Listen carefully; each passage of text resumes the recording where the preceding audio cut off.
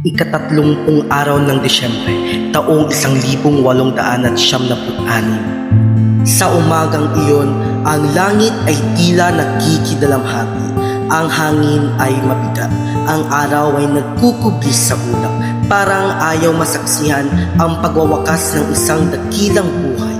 Isang lalaking nakaposes ang marahang naglakad sa bagong bayan, habang bawat yabag niya ay tila pag-ukit ng kasaysayan sa lupa. Tahimik, ngunit nanggagalit ang diwa, mahinahon, ngunit umaapoy ang loob.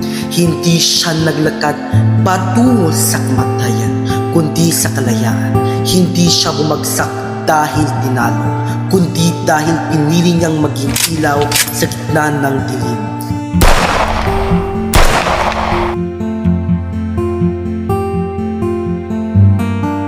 Ayon kay Rizal, ako'y mamamatay, ngunit maiiwan ang pag-ibig ko sa bayan, sa bawat pusong marunong magmahal at maglingkod. Si Rizal ay hindi lumaban gamit ang espada, kundi gamit ang kaisipan. At sa bawat panahon, may mga bagong Rizal na patuloy na nagsusulat, nagtuturo at naglilingkod. Hanggat may mga pusong nagmamahal sa bayan, si Rizal ay hindi kailanman mamamatay.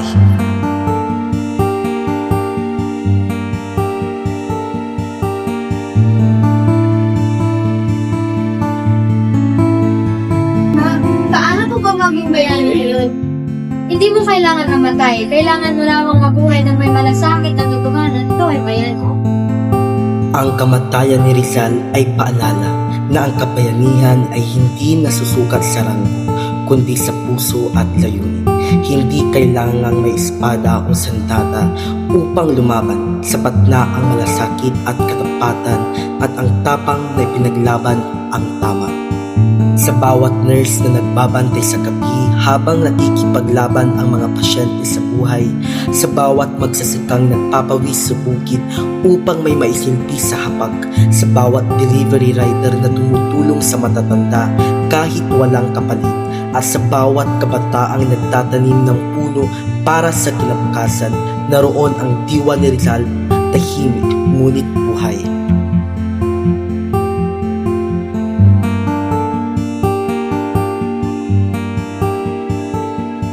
Ang tunay na kabayanihan ay matatagpuan sa mga simpleng gawain ng kabutihan, sa mga pusong patuloy na lumalaban sa gitna ng hirap, sapagkat ang pag-ibig sa bayan ay hindi lamang nasa mga aklat ng kasaysayan, kundi nasa mga kamay na patuloy na nagbibigay, nagtuturo at umaasa. Habang may Pilipinong handang maglingkod, habang may pusong marunong magmahal, mananatiling buhay si Rizal sa atin at sa bawat araw na pinipili nating maging mabuti.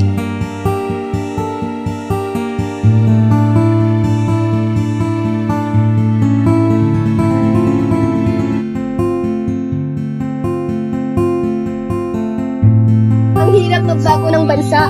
Kung si Rizal nga ay nagsimula sa panulat, paano pa kaya tayo na may boses at pagkakaisa?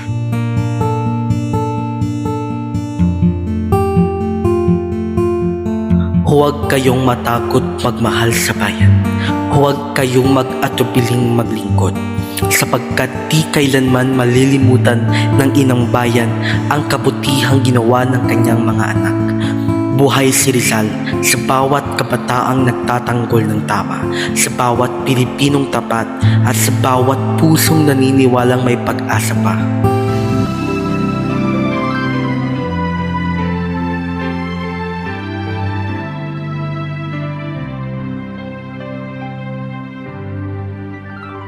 Ang bayan ko'y tanging ikaw, Pilipinas kong mahal, ang puso ko at buhay man sa iyo'y ibibigay, tungkulin kong nagampanan na Ang kamatayan ni Rizal ay hindi pagtatapos.